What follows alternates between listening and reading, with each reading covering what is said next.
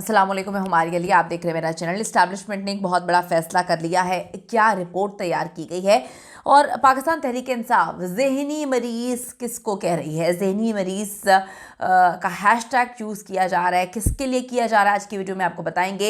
इस वक्त पीटीआई का सोशल मीडिया और इस्टेब्लिशमेंट गवर्नमेंट मुकम्मल तौर पे आमने सामने हो चुके हैं। बीच के सारे रास्ते ऐसे लग रहा है ख़त्म कर दिए गए हैं और जो वार किया जा रहा है पीटीआई की सोशल मीडिया विंग की जानिब से वो इंतहाई खौफनाक हैं, जिसके जो आफ्टर इफेक्ट्स हैं वो बहुत ही हॉरेबल होने जा रहे हैं। सुप्रीम कोर्ट के तमाम जजेस के साथ जी अनहोनी होती है जिसका हम तसव्वुर भी नहीं कर सकते। मंसूर अली शाह का एक मैसेज जो सर्कुलेट किया जा रहा है, उनके चीफ जस्टिस ना बनने की वजूहात, हर चीज़ क्लियर कट सामने ला के रख देंगे आज की वीडियो में।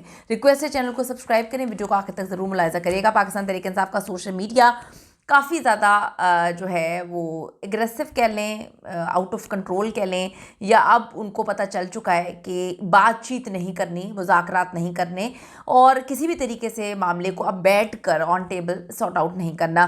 तो वो इतना एग्रेसिव हो चुका है कि डायरेक्ट फील्ड मार्शल पर हमले किए जा रहे हैं। एक नहीं मुतादिद बार फील्ड मार्शल के ऊपर हमले किए गए। डायरेक्ट नाम ले लेकर अब ललकारा जा रहा है, डायरेक्ट नाम ले लेकर जो है वो मीम्स बनाई जा रही हैं, डायरेक्ट नाम लेकर बहुत सारी चीज़ें लिखी जा रही हैं और इतनी सख्त बातें की जा रही हैं कि वो बातें तो कोई डेफिनेटली रिपीट कर भी नहीं सकता।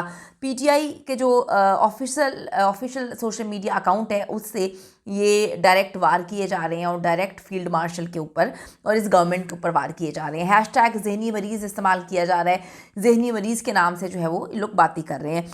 अब ये कहा जा रहा है कि बकौल पाकिस्तान तहरीक इंसाफ की जो इस वक्त सोशल मीडिया टीम है उनकी जानिब से जो ये जो कहानियाँ लिखी जा रही हैं, ये जो ललकारा जा रहा है, डायरेक्ट अब हिट किया जा रहा है, वो कहते हैं हमारी बस हो गई है, हमारी टोटल बस हो चुकी है। ये हुकूमत हमारे सोशल मीडिया से ही कलपती है क्योंकि ये बहुत पावरफुल है, हर तरह से हमारे पीटीआई के सोशल मीडिया को कंट्रोल करने की कहते हैं कोशिश करती है।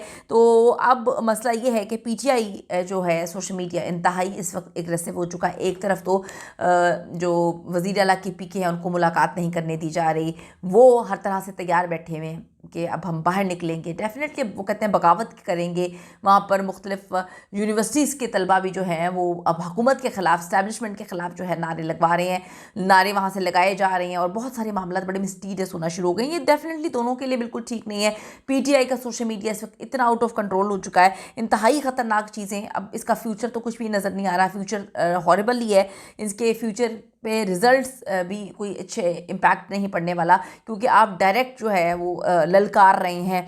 तो मतलब अब बैठ कर बात नहीं की जाएगी, ये बताने की कोशिश की जा रही है। वैसे पीटीआई के अंदर दो ग्रुप्स इसमें नज़र आते हैं जो कहते हैं कि जी, एक कहता है कि बैठ कर बात करनी चाहिए मुज़ाकरात, दूसरा कहता है कि मुज़ाकरात नहीं, डू और डाई की सिचुएशन है।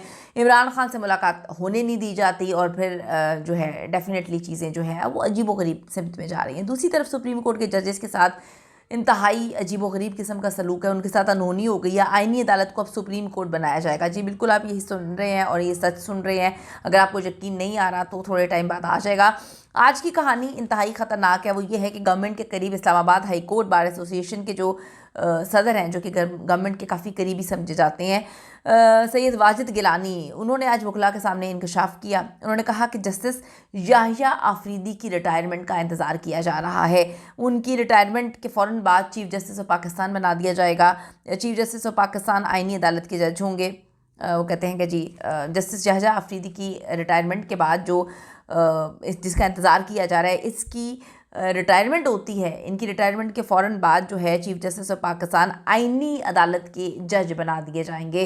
दोबारा से मैं करेक्ट करती चलूँ कि चीफ़ जस्टिस की रिटायरमेंट के बाद जो है उसका इंतज़ार है, तो फिर उनको रिटायरमेंट के फ़ौरन बाद जो है आईनी अदालत के जज उनको बना दिया जाएगा, चीफ़ जस्टिस ऑफ पाकिस्तान को। और ये आईनी अदालत सुप्रीम कोर्ट की बिल्डिंग में शिफ्ट हो जाएगी क्योंकि इस बिल्डिंग का मसला बहुत अरसे से चल रहा है, बैठने का मसला है, अजीबोगरीब किस्म के यहाँ पे मसले मसाइल एकदम से पैदा हो चुके हैं। तो ये आईनी अदालत सुप्रीम कोर्ट की बिल्डिंग में जो है वो शिफ्ट हो जाएगी और सुप्रीम कोर्ट के जो जजेस हैं उनकी जो रजिस्ट्री है उसमें उनको रजिस्ट्री ब्रांच में भेज दिया जाएगा। यानी कि अगर हम इसको आसान लफ्ज़ों में बात करें, इसको ज़रा आपको समझाने वाली बात करें, सुप्रीम कोर्ट का इदारा ही हज़फ हो जाएगा, ख़त्म हो जाएगा। आईनी अदालत वाले पहले ही बोलते हैं कि जी हम सुप्रीम हैं, हम ही सुप्रीम है। और दूसरी तरफ इंकशाफात ये सामने आ रहे हैं कि जस्टिस यहया अफरीदी की रिटायरमेंट का इंतज़ार किया जा रहा था, और जैसे ही रिटायरमेंट होती है उनकी, तो चीफ जस्टिस ऑफ पाकिस्तान आईनी अदालत के जज होंगे। यानी सुप्रीम कोर्ट का इदारा जो समझ आती है वो ख़त्म हो जाएगा।